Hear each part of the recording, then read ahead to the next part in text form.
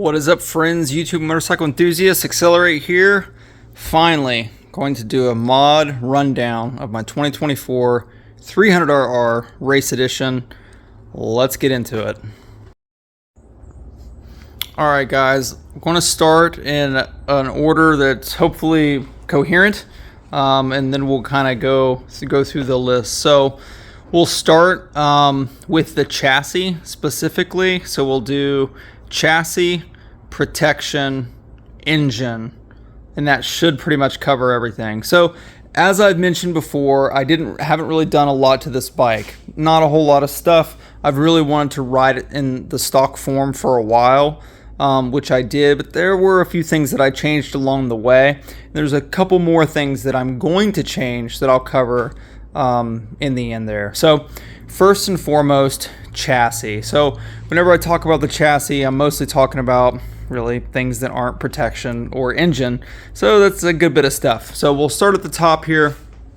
I know that they redesigned the hand guards for 2024. As many of us know, the plastic hand guards do their job if some people use them or like them. I always wanted to use the Enduro engineering hand guards because I really like the design.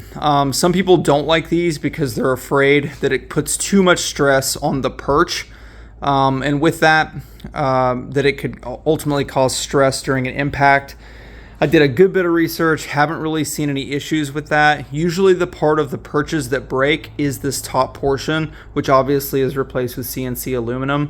Not to mention, there's a fair amount of flex in this, and they turn as well. So I really like the Enduro engineering guards so far. I've pretty much been using them since I got the bike. Haven't had any major issues. I have had a couple bolts or screws strip on the cover itself a little bit, and you can kind of see there's a little bit of play there. But overall, they have been great. Those are the original flags covers that I bought, and haven't had any issues with that. So the next is, since I'm up here with the bars, is Streamline breakaway levers. So as you can see, this lever is black, this lever is not. So let me explain. Streamline breakaway levers. Streamline is not a super well-known company for making breakaway levers. A lot of people choose the arc levers, but I chose Streamline just because A, they're made in the USA, and B, there is a lifetime warranty associated with them. So I figured I would give them a try, and they were a little bit cheaper than the ARCs or ARC, however you want to say it. So with that in mind, the clutch, which I have setting right here, I did go down and I had an impact where the CNC portion of the lever was chipped off. So I just had to reach out with Streamline, and I'm going to get a replacement because, again, they are lifetime guarantee, made in the USA. So beyond that, I had no serious qualms with the levers themselves. And I will say with these Enduro engineering handguards, there's not a lot of space for the lever to, quote, break away. But if all of this turns as an assembly, which a lot of people use with the Teflon tape, which obviously I'm doing like everybody else, right? Everything kind of spins on impact, and it's not that big of a deal.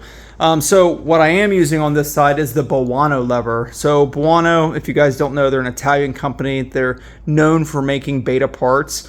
Now, one thing I will say that I like more about the Buono lever is it does have this factory clutch adjustment, which is much easier to make on the fly, right? So if I'm feeling like the feel of the lever isn't quite there, one or two clicks as the engine cools down. As we know, clutch feel kind of changes as the gear oil and everything heats up. That feel, I can do that quickly on the fly with the Buono lever. It's not a huge deal breaker with the Streamline, but nonetheless worth mentioning. I have the Buono brake lever, and no harm, no foul. So I'll just continue to use this, and if it breaks, then I'll switch over when that time comes. So the next piece that I've modified is, you'll notice I have multiple push button, start, stop, what's happening here. Holy cow, you have 3 kill switches. That's right, 3 kill switches. I always jump start my bike. Just kidding, of course. So I have kill switch here, starter button here, and the spare starter button over here. The reason why I did that is because I don't like the OEM all-in-one starter kill that sets on the right-hand side. To me, it's a little bulky. I'm not a huge fan of it, but nonetheless, I will say it was easy to use a KTM. I'll put a link down in the description. It's a KTM replacement from Tusk, and these are decent quality. I don't completely trust them, but nonetheless, they've been good, and that's why ultimately I'm running a spare starter. I didn't want to put the spare starter over here because I had less space, and right here on the clutch side, there was just a spot for it. Usually I put, obviously, if you guys can see the straps for my gels, if you watch that reel, then you'd see it. But yeah, there's enough space with it. This spare starter being over there, right? So I will say, my buddy told me that one thing the Sherco guys do is Sherco's kill switch is epoxy sealed OEM, and a lot of guys run dual kill switches. Just one is the kill, one is the starter, and then they wire it up accordingly. If I have issues with these, I may look into it. But as of right now, I have two. The next thing is the Mako360.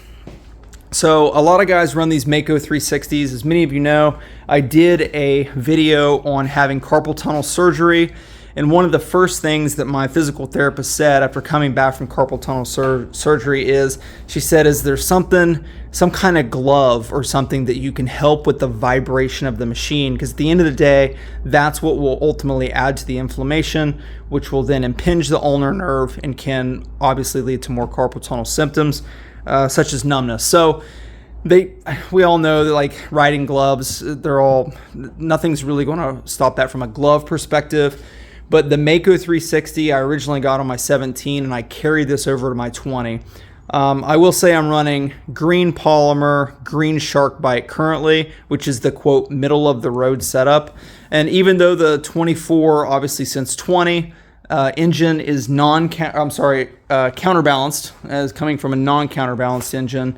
I don't notice it as much, but you know, again, one thing I like about the Mako is that it's there. I can carry it over to the next bike. This part is indestructible, unlike flex bars or something along those lines. It only adds 10 millimeter to the height with the beta mount and the way it's designed. So I decided to keep it, and to be fair, I never really noticed the need for it until I started doing multiple ride days. That's the biggest time when I've noticed the Mako. That's where it shines.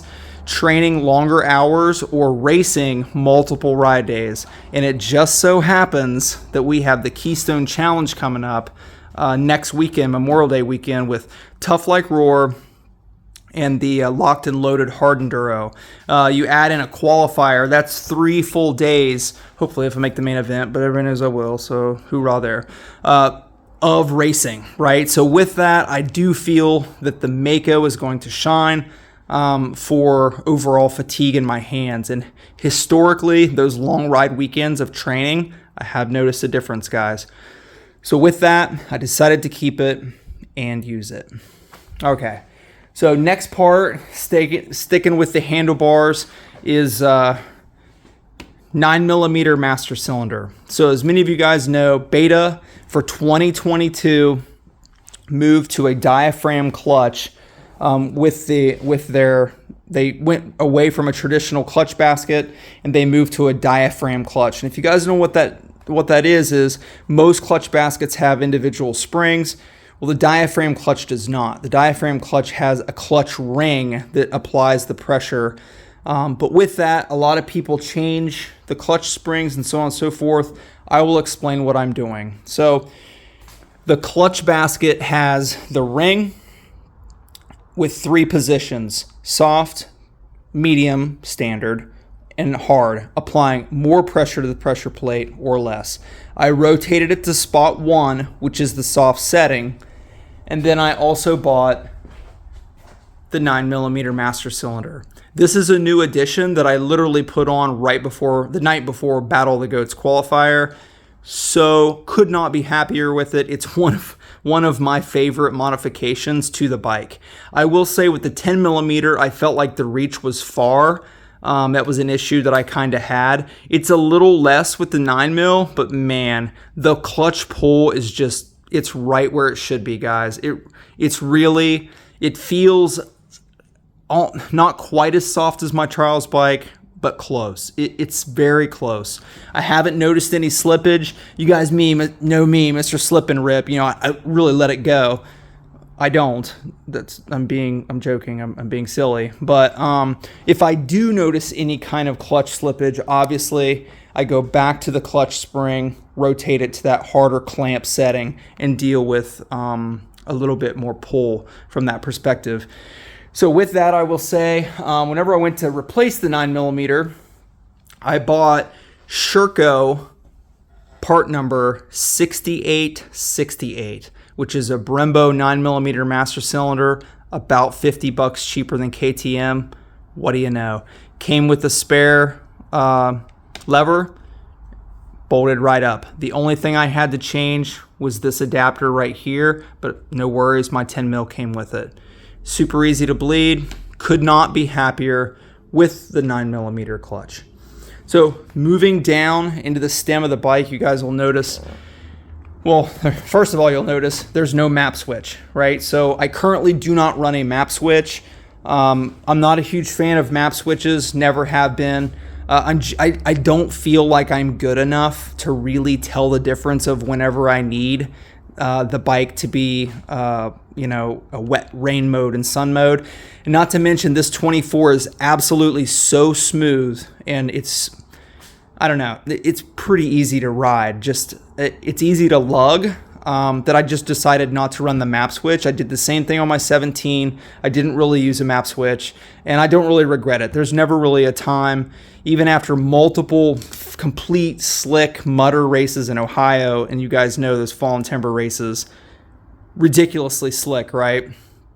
I just ride a gear higher, and the betas lug so well. It wasn't really a problem. So remove the map switch so it's permanently in, quote, sun mode or dry mode, and then added two things. So what I added was obviously an hour meter. So I trust the TrailTech hour meter to be reliable way more than the Beta OEM, which is non-existent. Everybody knows those Beta OEM computers, they've gotten better, but they're still just not reliable, guys. So I put an hour meter on that I knew I would trust, that would be reliable. And hey, what do you know? 29.8 hours. And with that, I have also an RPM. So max RPM, I can kind of adjust my idle, get a spot where I like it, which is about 1600 RPM. And then if I need to adjust my idle or anything, I go back to that zeroed spot so I enjoy it, right? The second switch, or rather indicator, is a coolant temperature. So the coolant temperature is just coming down and going into the radiator fan here below. It's just the blade or the spade that pushes into the fan, and it does a good job. It has no other inline coolant connection. Didn't need it, so I wanted to keep it as clean as possible with that. So that pretty much wraps up what I have going with indicators. I can see down and really like it. I really like that I can just glance down and I know what my engine temps are. If my fan, my coolant fan, were to fail, I would instantly know as I glance down.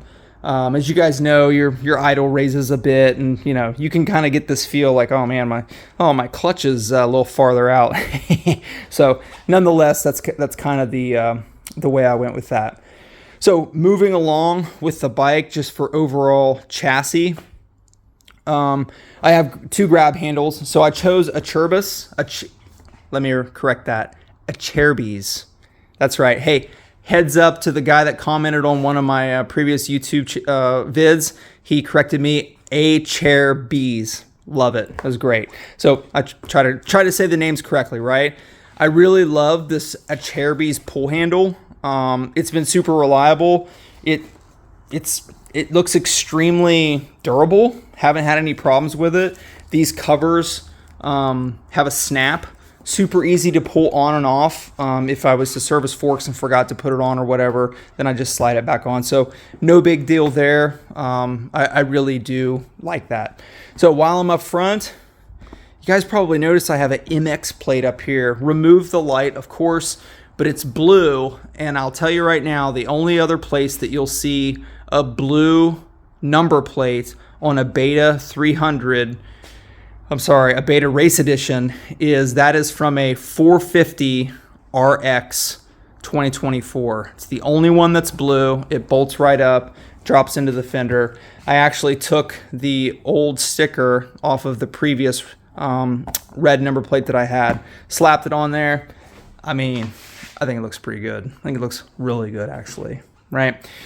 So with that in mind, moving back, speaking of not just looking good, but also, man, functioning good. I have inherently had problems with finding a good seat cover that is reliable, durable, and that really grips. I mean, absolutely grips. So that brings me to, if you guys haven't seen these guys, Gripper 1 seat covers. A couple things about it. First and foremost, it will rip your freaking pants right off. This is the grippiest seat I have ever felt of all the seats. Moto, Guts, Concept Designs, what am I saying? Seat Concepts. I've tried a couple of them with my 17. Even the OEM one wasn't terrible. This is the grippiest seat cover. Mutter doesn't matter. It holds me on the bike, which I really need all the help I can get whenever I'm just absolutely smoked and trying to get up a hill or trying to get my body position to cling to the bike. As you guys know, hard enduro, sticky seat helps with arm pump and hand fatigue. So love this seat cover. Added benefit, 2 things. Number 1, it's completely waterproof. This is a complete one-piece rubber piece that wraps around the seat and gets stapled like every other seat cover.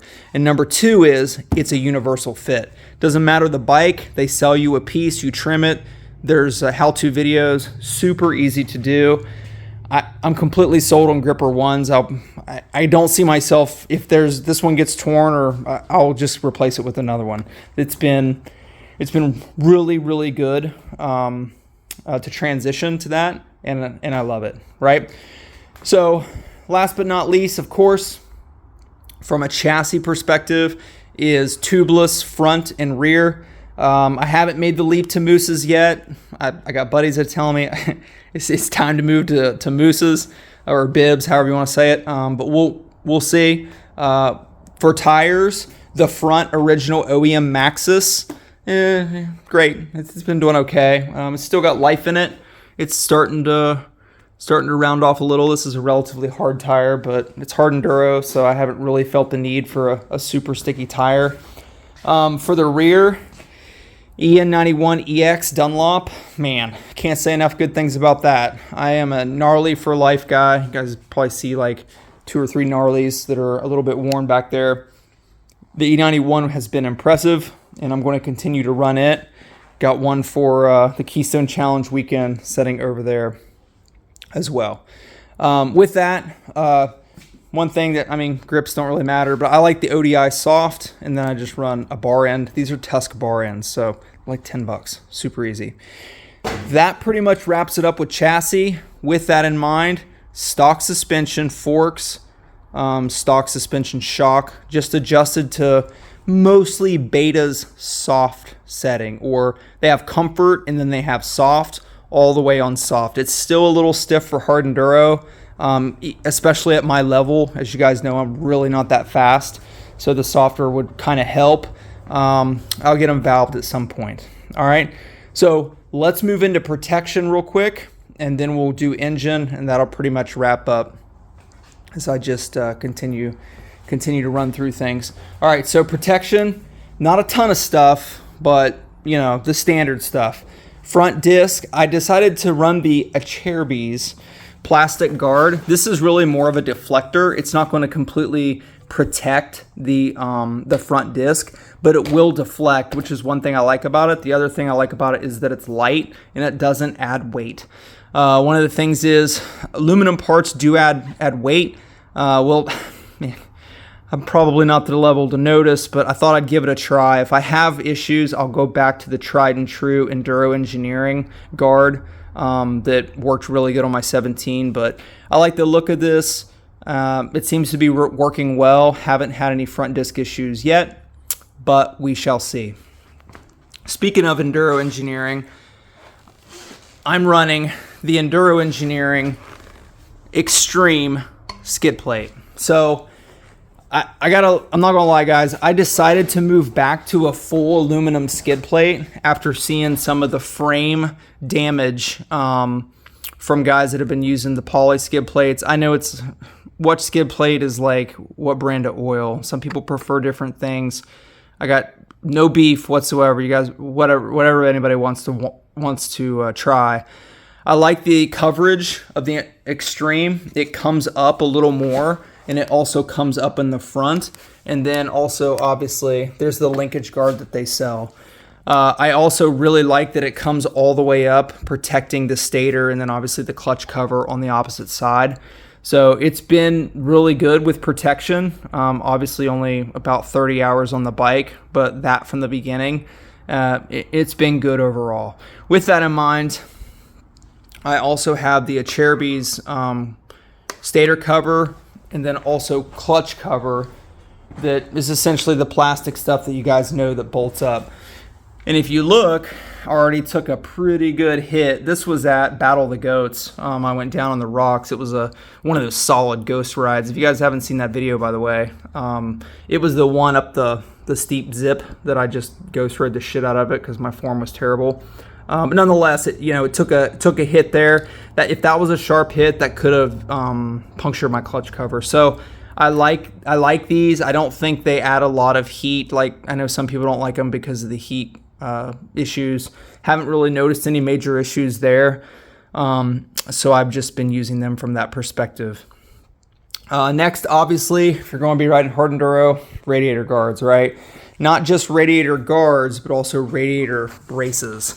So these Ptech Radiator Guard braces are all in one, and I really, really like them.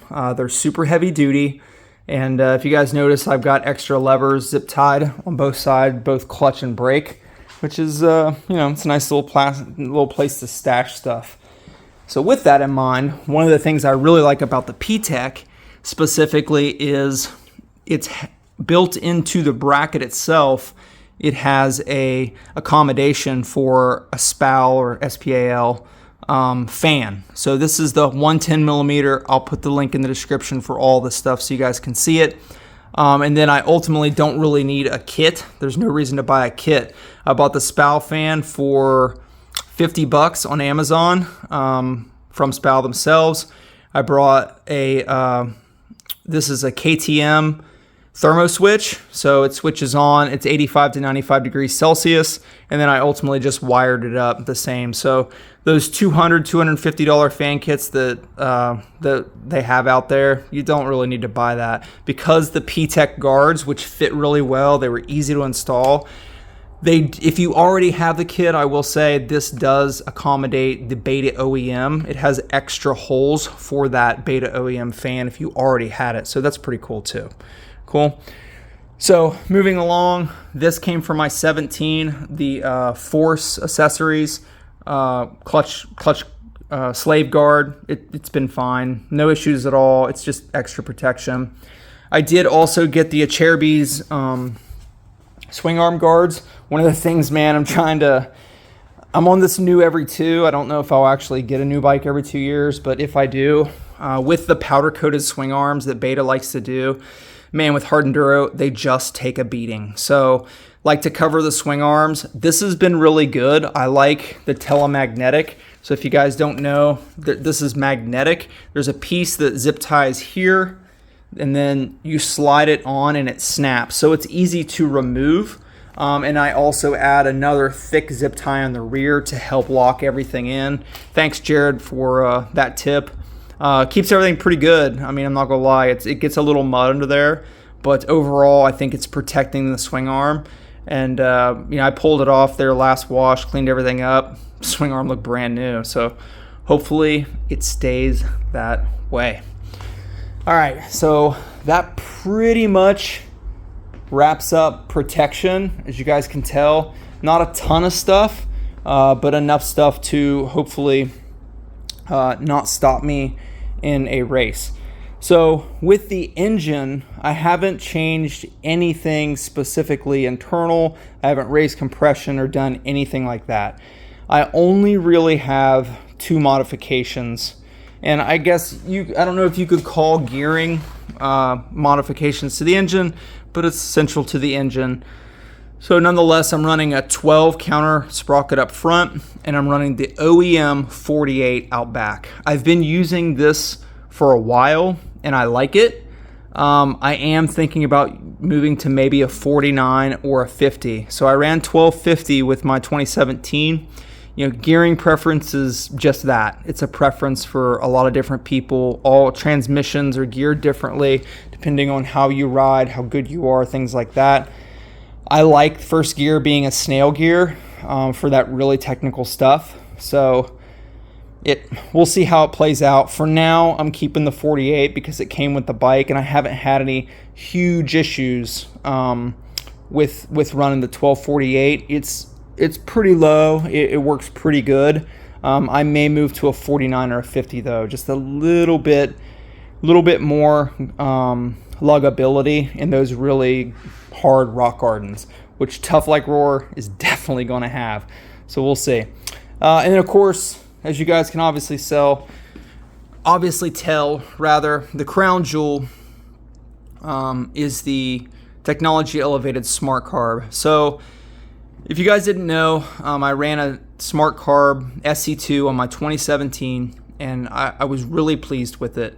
Overall, it performed very well, and I ended up selling it as I got closer to selling the bike, simply because when it came time to get a new bike, I wanted to buy a new carb. So I bought that carb used, and then I used it, enjoyed it, but then whenever it came time to get a new bike, if I decided to get a smart carb, I decided to buy a new one, which ultimately I did. So with that in mind, I have reviewed the smart carb previously. This is the same design that I used on my 17. It's just updated with the correct metering rod for the 2024 dual plug engine of the race edition. And it's also a newer design.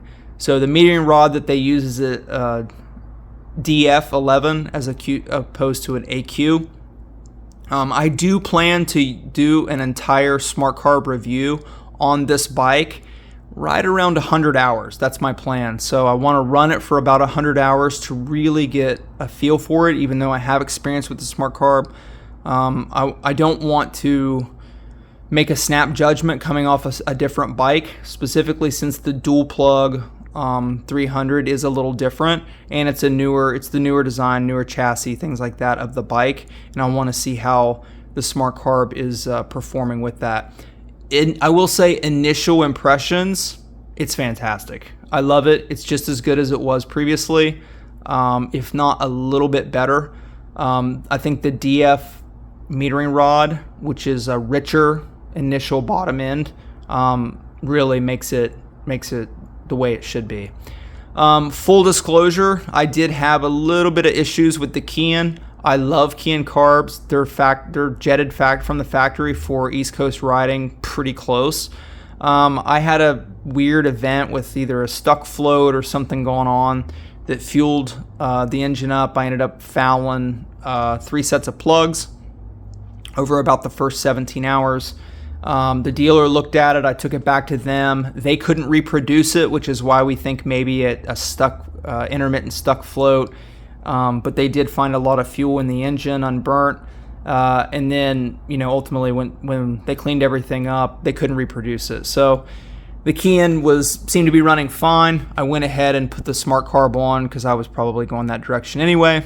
And it was kind of like my dare I say, get out of jail free card, right? I can say, oh, well, if I change to the smart carb, I'll guarantee that there's no issues with the induction because it's a completely different carburetor. Nonetheless, the company that I bought the bike from, the dealer, Frontline Eurosports in Salem, Virginia, they treated me right. They were very accommodating. They were very communicative with troubleshooting the bike, and overall, I couldn't be happier with it. So that pretty much wraps it up, guys. That's everything that I have added to the bike. As far as what I'm going to add or change, I think I already just mentioned it. I'm definitely going to revalve the suspension for hard enduro. And then honestly, tires and gas, guys.